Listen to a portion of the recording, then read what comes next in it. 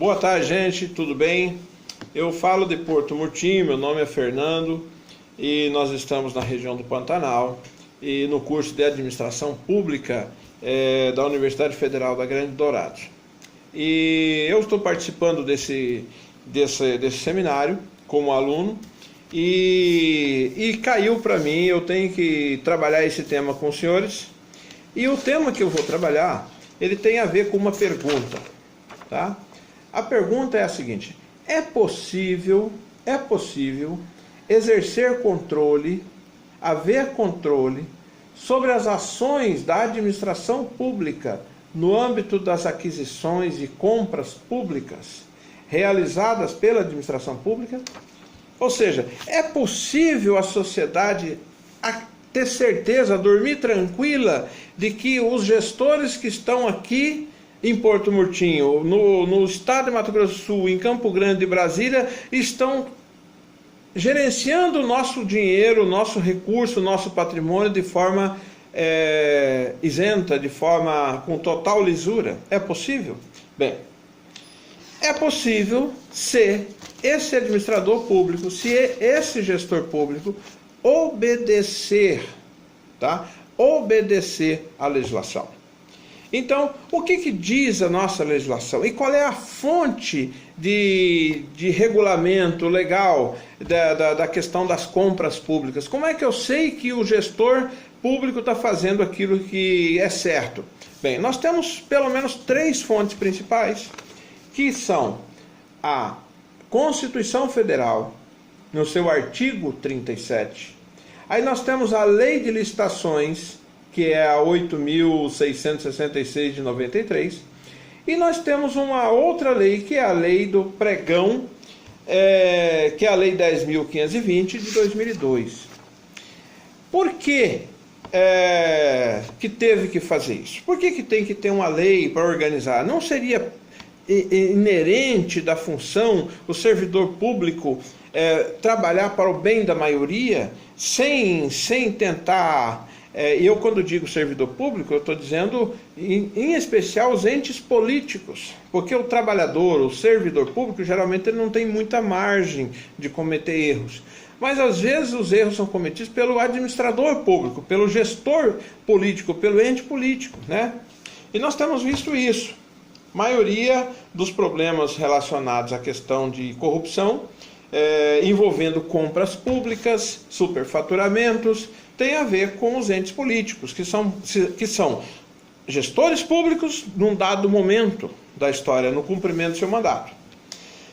Isso é uma herança, e eu quero dizer para os senhores que isso é uma herança que nós recebemos de uma época de um Estado absolutista, né, onde o rei era dono de tudo, a classe da nobreza era dona de tudo, as terras eram do rei, o rei tinha o seu amigo conde, tinha o seu amigo barão, tinha o seu amigo visconde.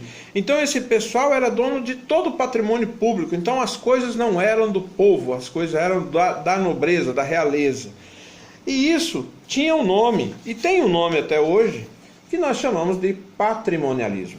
Então o patrimonialismo, ele é um pensamento que diz que o rei é dono de tudo, o Estado sou eu, segundo Luís XV.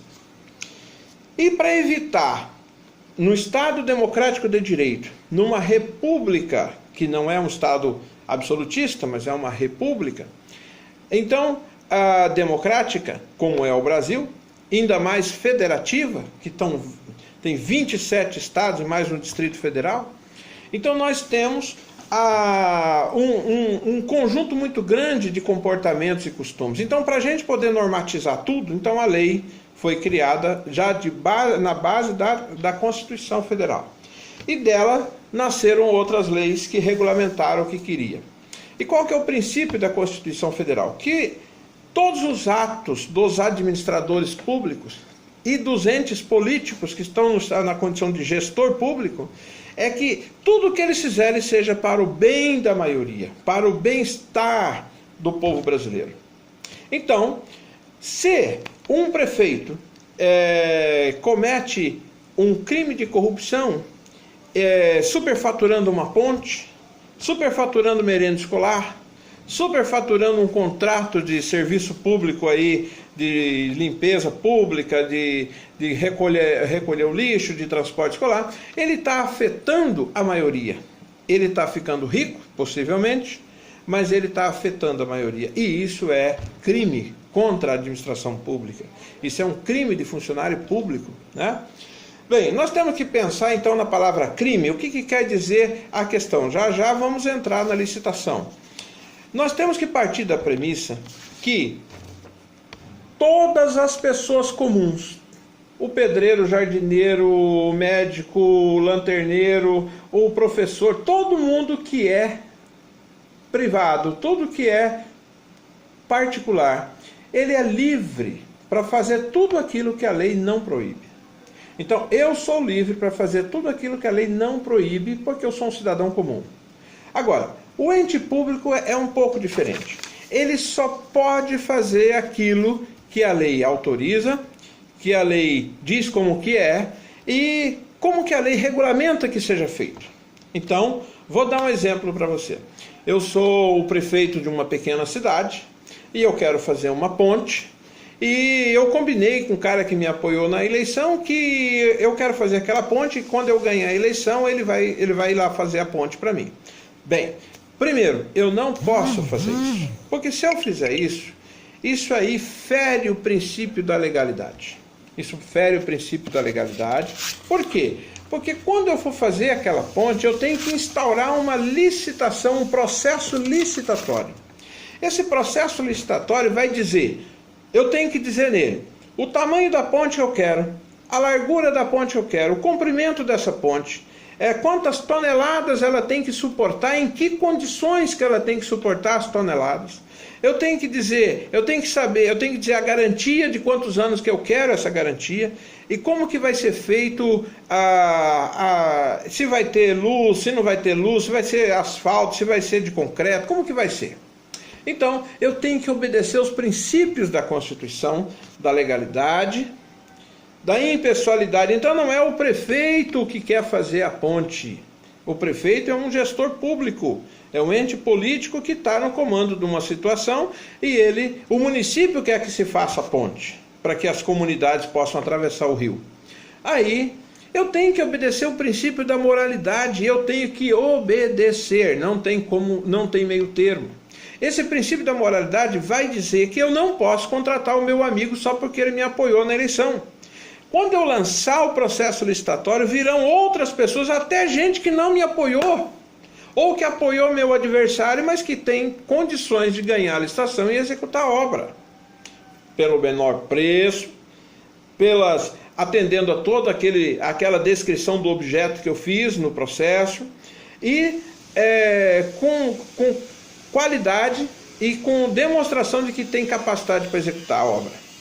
Aí, eu não posso fazer essa obra escondido, eu tenho que publicar, eu tenho que dar publicidade, eu tenho que botar placa, eu tenho que dizer de onde que veio o dinheiro, eu tenho que dizer que se foi da emenda, se foi recurso próprio, eu tenho que colocar no jornal Correio do Estado, no Diário Oficial do município, do Estado, eu tenho que dar publicidade. E esse contrato tem que gerar para o município o princípio da eficiência, que é menor custo, com maior qualidade e maior durabilidade e aí por diante. Bom, então o processo licitatório, ele foi criado pela Constituição, pela Lei 8.666, para que os administradores públicos de todas as secretarias, ministérios, unidades gestoras, do Exército, da Marinha, Aeronáutica, tudo que tem a ver com administração pública, direta e indireta, autarquias e empresas públicas, tem que subordinar ao princípio ao processo de licitação. Tá? Obedecendo a esses 5 princípios aqui que eu já citei, da legalidade, da impessoalidade, da moralidade, da publicidade e da eficiência. Então a licitação é um procedimento administrativo que tem por objetivo selecionar dentre os possíveis fornecedores, aquele que tiver melhor oferta, com a melhor qualidade e tiver compromisso de pós-venda, principalmente compromisso de pós-venda. Nós temos visto muitas empresas que fazem asfalto, acabou o asfalto, deu uma chuva, virou um buraco, você não acha mais a empresa. Então, compra pública, o poder público é um grande consumidor de tudo, de merenda, de combustível, de asfalto, de escola, de prédio, de material de construção, de remédio, de material escolar, de tudo. O maior consumidor que tem no município é o próprio poder público, mas ele tem que ser, ele tem que andar dentro dos critérios da lei, tá? Então é possível sim, e nós temos aí vários órgãos de controle. Nós temos o Ministério, nós temos a Câmara de Vereadores, nós temos o Tribunal de Contas da União, nós temos dentro dos municípios os Conselhos Municipais de Direitos, que verificam as contas da saúde, da assistência social, da educação, de outros setores. E nós temos a comunidade no dia da eleição.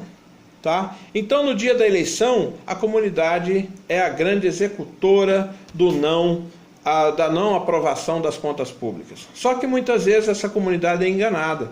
E o objetivo da lei é exatamente esse: não deixar ser enganado. Tá bom? Então eu agradeço a participação e muito obrigado, e até o próximo vídeo.